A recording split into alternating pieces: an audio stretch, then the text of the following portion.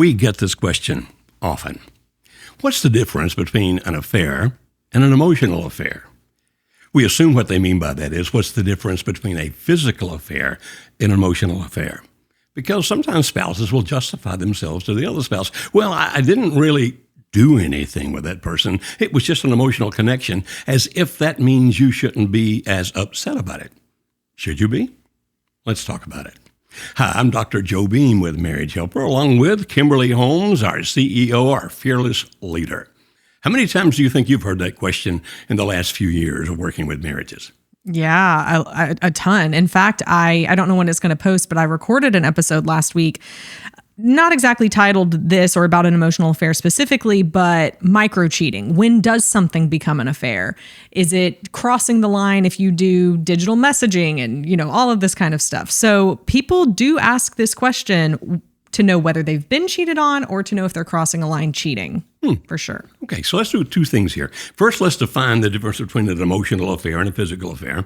And once we get that clear, I've got some questions about this micro-cheating stuff. Sounds good. So an emotional affair typically means we have not done anything physical, although that might be a hedge.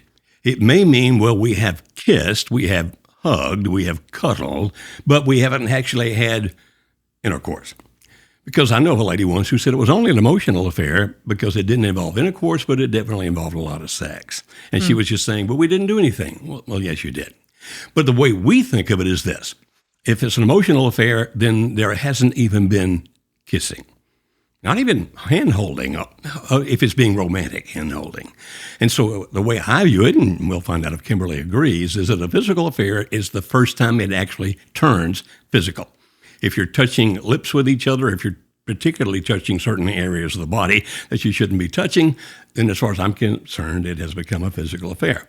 Now, if you would rather define that as, well, it only includes intercourse, then I think you're going to find yourself in a very big gray area where that you may be saying it's only an emotional affair, but if your spouse knew what happened, he or she would be saying, oh, no, that's not emotional. That's physical. Well, it may be emotional, but it's also physical. You agree or disagree with that? I would absolutely agree with that. Especially kissing and onward. With hand holding, I think that's where there can be some blurred lines of, is it still physical or is it emotional? Okay. But definitely once you kiss and anything past that, I mean, think about back when people are dating, right? Like typically the kissing and what goes past that is when they say their relationship has turned physical. So agreed. Yeah, I'm thinking right now, remembering a guy who looked me right in the eye and said, I didn't really do anything wrong. It was only oral sex. Now, my friend Dr. Barry McCarthy, who is a very famous sexologist, researcher, counselor, etc., points that out as being a thing that people would call a high opportunity, low involvement. Meaning, yes, I did something sexual, but because I didn't commit myself all the way to it, or because I wasn't feeling strong emotion at the time, it's okay. And he said more men will use that justification than women by far. Yeah. And what we're saying is a high opportunity, low involvement affair, meaning you're not going all the way sexually, or that you don't have this strong emotional connection to each other, still an affair. Yeah. I mean, Dr. Barry McCarthy may call it high involvement, high whatever. High involvement, high opportunity, low involvement. Yes. But I call it someone being an idiot, because how in the world can they think, oh, I'm just going to do this oral stuff and it's not physical. Like it's not going to hurt my spouse. Yeah. Well, he also has a kind of affair that Barry talks about. Barry and I are friends. He's a great guy. He talks about one called an ongoing compartmentalized affair. It's where there is a strong emotional connection, but only on occasion. Like if he and she work for a company, but they're on other sides of the country. And every year in the company convention, they live together as if they're husband and wife. And then for the rest of the year, they don't even email each other. They don't even contact each other. And they justify that because it's they don't deal with it because it's compartmentalized. I can say that word, compartmentalized, which means it has nothing to do with my regular life with my family. And it's ongoing in that it will happen once or twice a year. And so there are actually some affairs out there like that. And it's still people justifying it by saying, but. Yeah, it's amazing what people will do to justify their selfish desires. Yeah. And so a physical affair involves physical interaction. An emotional affair actually can be more intense in the sense that a physical affair may not involve much emotion.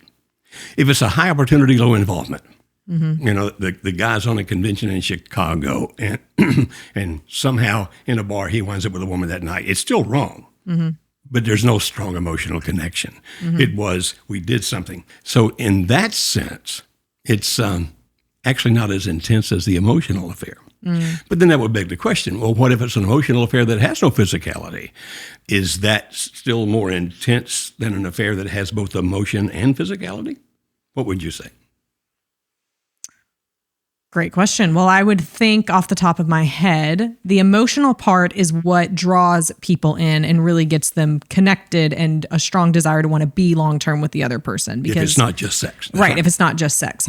But I don't see how, especially if it's already gone or if it's gone physical, there's so many more bonding chemicals that have happened in the brain at that point that it would add to the feelings of love and acceptance from the other person. But now also there's the dopamine and oxytocin.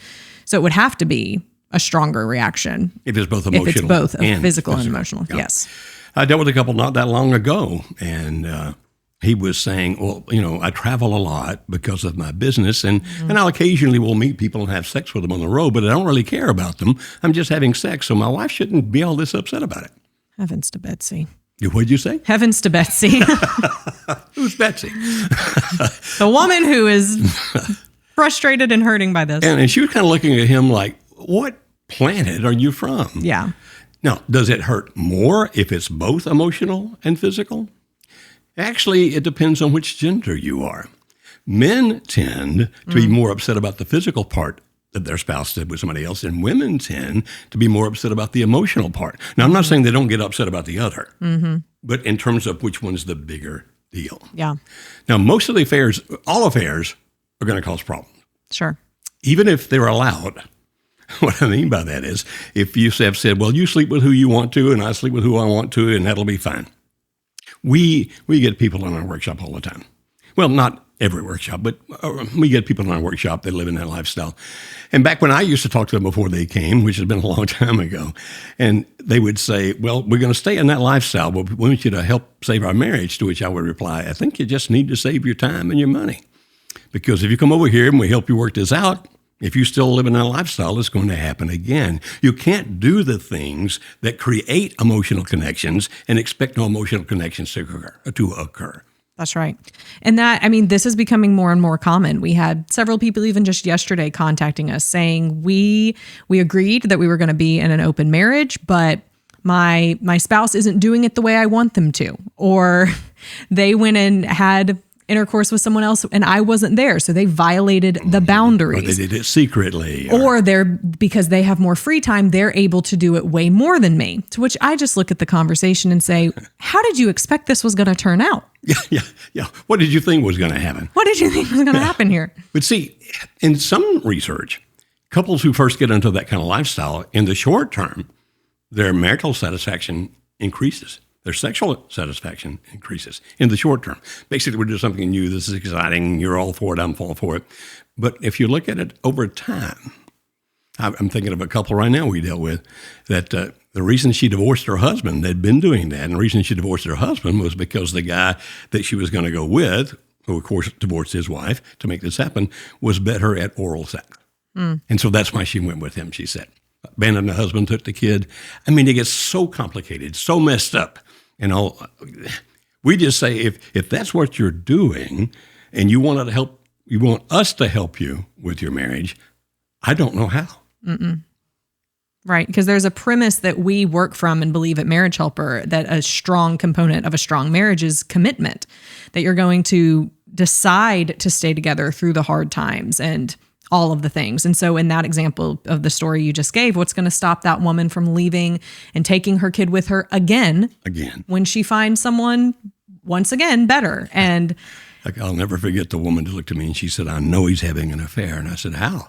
How do you know? She said, because he's doing the same things with her he did with me when he had the affair on his first wife. Okay. All right. Now, Kimberly, we often talk about limerence. We don't have time to do a whole session on it here. But limerence is when the emotions become extremely powerful. Basically, limerence is characterized by a craving for oneness with the other person. In other words, there are a bunch of different characteristics of limerence. Sometimes they vary from person to person, but that one is the fact that I'm willing to give up anyone or anything in my life to have you emotionally connected to me. That's the key if you want to figure out why, if it's limerence or not. Because one of the questions we will get, as a matter of fact, I can't read that without my glasses. What about you? I'm happy to read it. What differentiates a limerent affair from a couple who starts meeting each other by being single and has had no affairs from falling in love and getting married? It seems the feelings are the same, and after a few years, reality sets in and the marriage starts to fall apart. So the question is, what differentiates a limerent affair from a couple who starts by falling in love and then gets married, even though they both may experience limerence? It's still limerence. But you see, people need to understand, we don't say that limerence in and of itself is always bad. If there are two single people and neither one of them is bad for the other, it's not unusual that people go through limerence before they get married. Maybe he will, maybe she will, maybe they both will, where they have this intense longing for emotional connection. I want to live with you the rest of my life. And if they're both single, which means it's not going to destroy other relationships, and if not one of them is bad for the other, because if a single person is in limerence and the other person is really bad for them, they're not going to ever see that. And when their friends try to tell them that person's bad for you, you don't understand. Now, people say, so you don't have anything against limerence if it's between two single people? No. You see, we look at limerence as being bad. As a matter of fact, not just us, but in social psychology or sociology and psychology, limerence is bad when it takes this relationship and destroys it.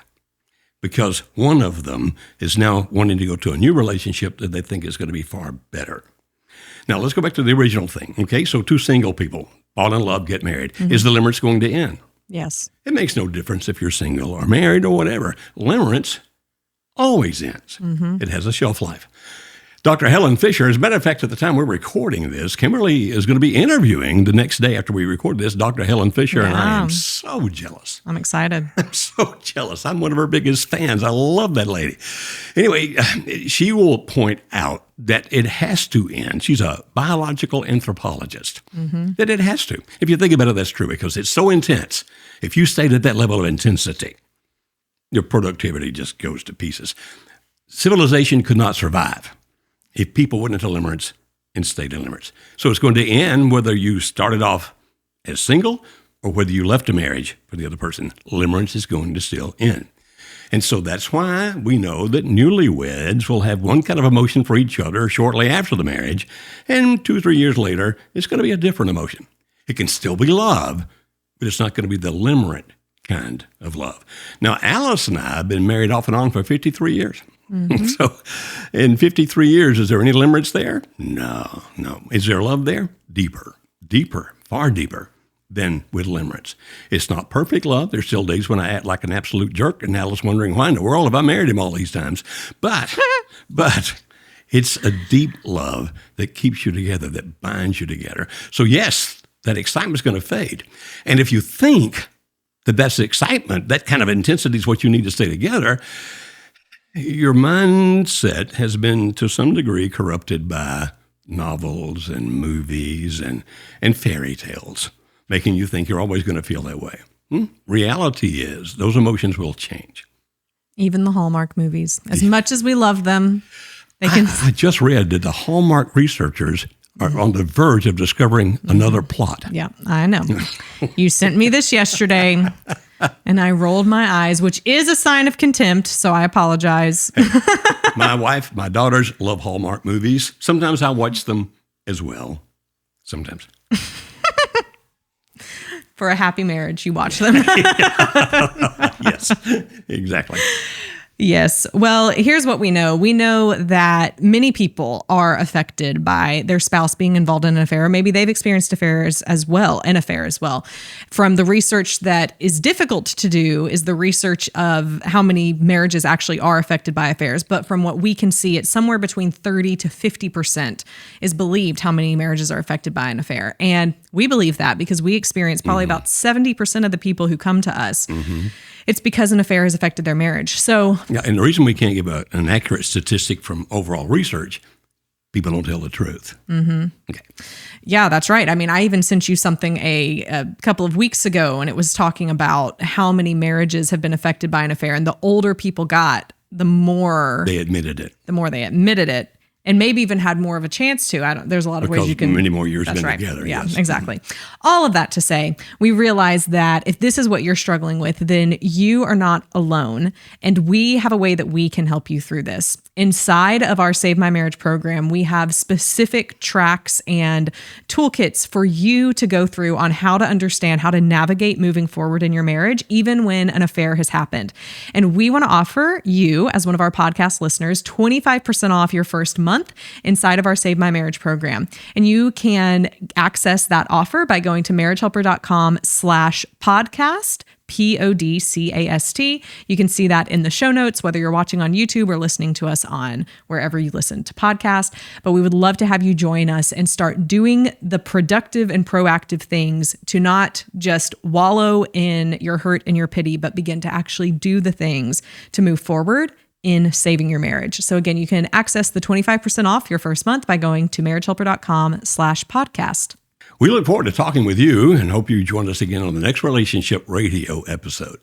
And remember, there is always hope. Always.